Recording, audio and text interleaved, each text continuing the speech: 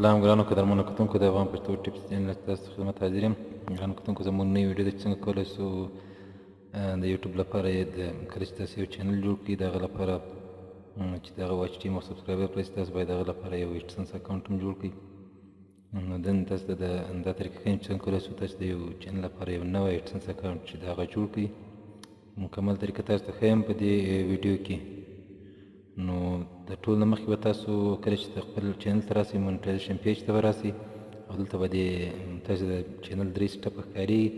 اول سټپ کې دومره مهم نه دي، خاص صرف د هغه ټرم کنډیشن به تاسو اکسپټ کوئ او هغه وروسته د سټپ ټکي چې تاسو ته ښکاري د دې ایډسنس چې دا کنسل شوی د دې نه په غلطي کې د ایډسنس کنسل شوی دی کس نه. نو زه غواړم د دې چینل لپاره یو بل نوی ایډسنس جوړ کړم. نو دا ویډیو د هغه کسانو لپاره د کوم چې داسې مشکل لري او د چا لپاره د کوم چې غواړي نوی ایډسنس اکاونټ جوړ کړي. نو د ټول نه مخکې به دلته ساین اپ یا نیو ایډسنس اکاونټ هغه به درته ښکاري اپشن. دلته ماته پیکس ان ایډسنس ښکاري، نو زه به دې باندې کلیک کوم. کله چې تاسو به دې پیکس ان ایډسنس باندې کلیک وکړئ دلته تاسو ته ویل کېږي چې تاسو باید دا ویریفای کړئ چې تاسو دا یعنې خپل کوم کس چې نه جوړ کړی هماغه کس یې. تاسو بلته ورته پروسیډ باندې به کلیک وکړئ او خپل هغه د کوم پاسورډ چې ده د ستاسو د ایمیل کوم چې ایمیل باندې چې تاسو چینل جوړ کړی دغه پاسورډ ورته ورکړئ او بیا به هغه ورته ساین ان شئ. ساین ان باندې به کلیک وکړئ. ښه اوس به دوم ځل لپاره پیکس ان ایډسنس باندې به کلیک وکړئ. دلته اوس تاسو ته پوښتنه کېږي چې تاسو څه کول غواړئ، تاسو نوی ایډسنس جوړول غواړئ او که تاسو غواړئ چې مخکیني ایډسنس ته یې چینج کړئ. که نوی جوړول غواړئ نو دلته yes I have an existing account، نو که تاسو لرئ په yes باندې کلیک وکړئ او که نه لرئ no I don't have an existing account. نو دلته تاسو نه لرئ اکاونټ نو دلته به I don't have an existing account باندې به کلیک وکړئ. هغه وروسته به کنټینیو باندې به کلیک وکړئ. دلته به ورته هغه ایمیل نه ښکاري کوم ایمیل باندې تاسو غواړئ ایډسنس جوړ کړئ. که تاسو په همدې ایمیل جوړوئ په کوم چې تاسو چینل جوړ کړی ده هم صحیح ده، که په بل ایمیل جوړول غواړئ هم صحیح ده. دلته یو ایمیل نه ښه کوم. دلته به تاسو ته د ایډسنس هغه صفحه چې دغه به راخلاصي. دلته تاسو د چینل یو آر ایل چې دی په دې ځای کې پخپله راغلی دی په خپل هغه باندې او دلته ورته دا سینډ که غواړئ د ایډسنس ترلاسه کړئ د ایډسنس لخوا تاسو ایمیل راشي دا یس باندې کلیک وکړئ او که نه غواړئ نو په دې نو باندې به کلیک وکړئ. دلته ورته هیواد نښه کړئ کنټري، دلته ورته افغانستان نښه کړئ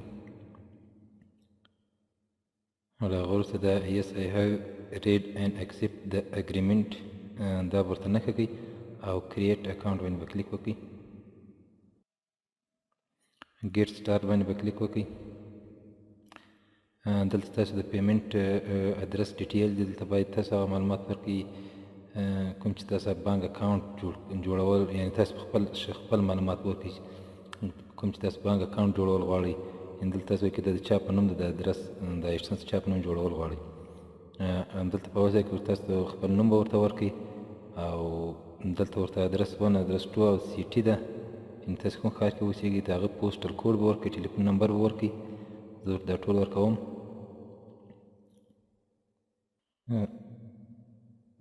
کله چې دا ادرس ورته ورکړئ دا ادرس ما مکمل ورکړو سبمیټ باندې به کلیک وکړئ.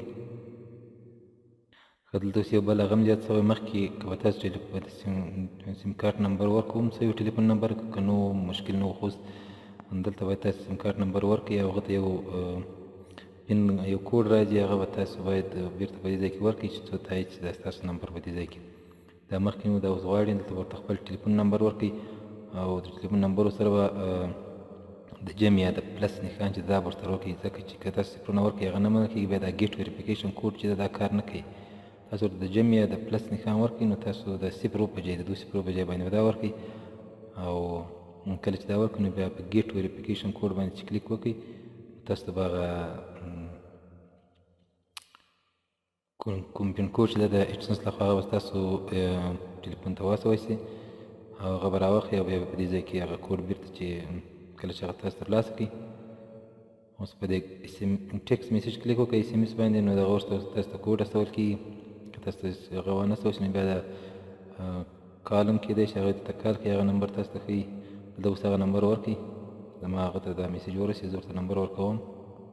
د دې ما نمبر وکړ، سبمیټ باندې به کلیک وکړئ. دلته اوس یو څو ثانیې تاسو انتظار وکړئ، تاسو خپل هغه چینل ته بېرته ریډایرکټ کېږي. ریډایرکټ کلیک کوئ مشکل نشته، خو یو څو ثانیې سره انتظار وکړئ، تاسو بېرته ریډایرکټ شئ هغه خپل چینل ته. دا د بېرته خپل چینل ته ریډایرکټ شوم، دلته دا ریفرش شي، نو دلته به ماته دا کوم مشکل دا به لرې شوی او زما چینل به تقریبا دا کوم چینل چې زه هغه کوم تاسو کتلی شئ دا لږ وخت غواړي، نېټ کې لږ نېټ سلو ده، دا مشکل به حل شي.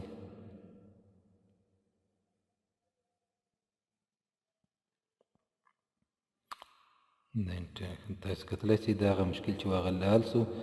دلته تاسو کتلی شئ د سبسکرایبر هم ښکاره شو، 3480 سبسکرایبر دي، 1124 ګنټې چې د پبلیک واچور یعنې ګنټې دي.